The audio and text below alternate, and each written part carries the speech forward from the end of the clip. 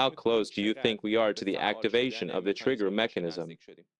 I don't think the snapback mechanism is going to be triggered. We're very close to it, of course, but we've been close to it for some years. Uh, Iran would have to take some rather drastic action to um, trigger snapback. For example, if Iran had kicked out inspectors or walked out of the NPT, the Nuclear Non-Proliferation Treaty, or increased its enrichment levels beyond 60%, then I think there would be a snapback. But the incremental increase in advanced centrifuges would not be sufficient to persuade the Europeans to snap back the sanctions. And if it doesn't activate, what options will Europeans and the new US government have in response to Iran's nuclear program? Well, to stop Iran's nuclear program would require quite a bit of effort. To snapback sanctions would certainly not stop Iran's program. The snapback sanctions would have little impact on Iran's economy because Russia and China and many other nations would not honor the sanctions. They would be symbolic mostly. Uh, to stop Iran's nuclear program, well, Israel could bomb the nuclear facilities. That wouldn't stop Iran's program forever. It would stop it for a couple of years. And Israel could do that. They've demonstrated the capability to hit Iranian targets. They have destroyed Iranian air defenses. And in the October 26th attack, uh, Israel struck one nuclear facility at Parchin. So they could do it again more massively if they decided that that was the only way to stop it. There are many questions about how the US approach will change after Trump's rise to power. Regarding Tehran, it seems that even the officials of the Islamic Republic are not completely sure what a second term for Trump would mean for them. You have been following Iran's nuclear program for a long time. What kind of atmosphere do you think we will witness with Mr. Trump's rise to power?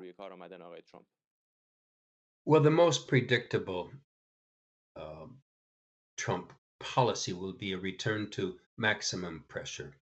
All of the people he has named so far for his cabinet and others that he is likely to put in are hawks about Iran.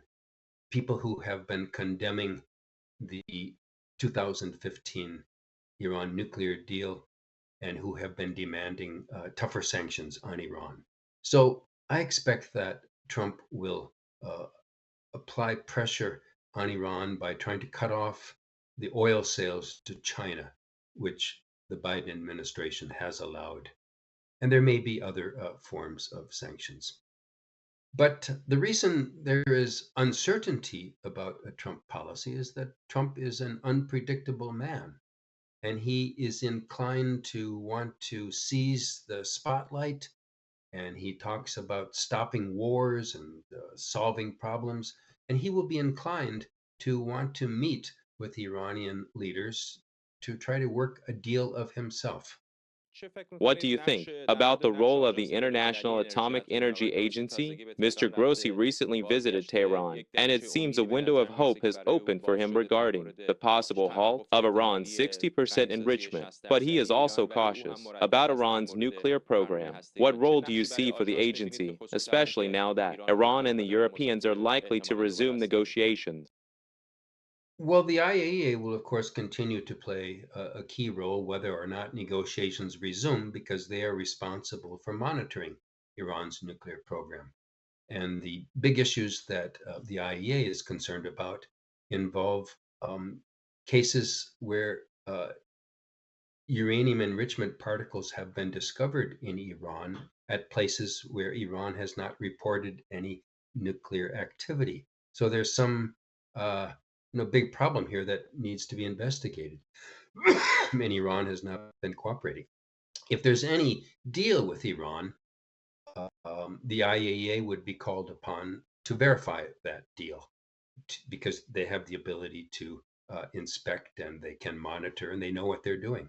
Trump previously stated that the nuclear agreement, or JCPOA, was a bad deal and gave too many concessions to Iran. We see that the advisor to the Iranian leader, Ali Larijani, mentions that Iran will be ready for new negotiations. If new negotiations take place, what concessions do you think will be offered from a technical standpoint? Well, what concessions could be given to Iran? Um, the concessions that were provided for in the JCPOA would be the starting place.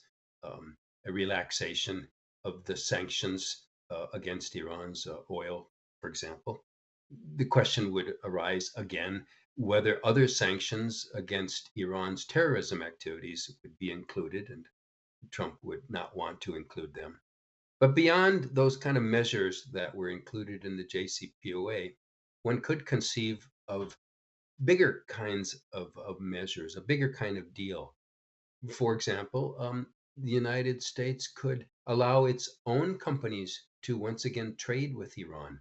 That is, the United States could remove the direct sanctions on its own companies. Uh, this would only happen if Iran were to give up more, but it's conceivable that you could have a more for more deal.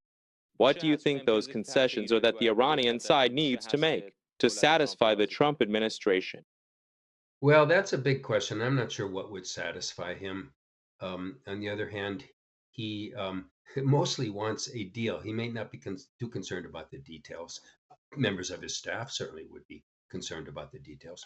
He would absolutely want Iran to stop producing 60% enriched uranium, to stop producing 20% enriched uranium. Anything beyond what is necessary for a civilian program, which only requires about 3% enriched uranium. He would want Iran's stockpiles of enriched uranium to be removed. He would want the advanced centrifuges to be turned off, to be destroyed. He would, in other words, want Iran's nuclear program to be consistent with work only for civilian nuclear power, and everything else should be stopped. That would be his demand, and I don't think Iran would accept that, but that's certainly what Trump would demand.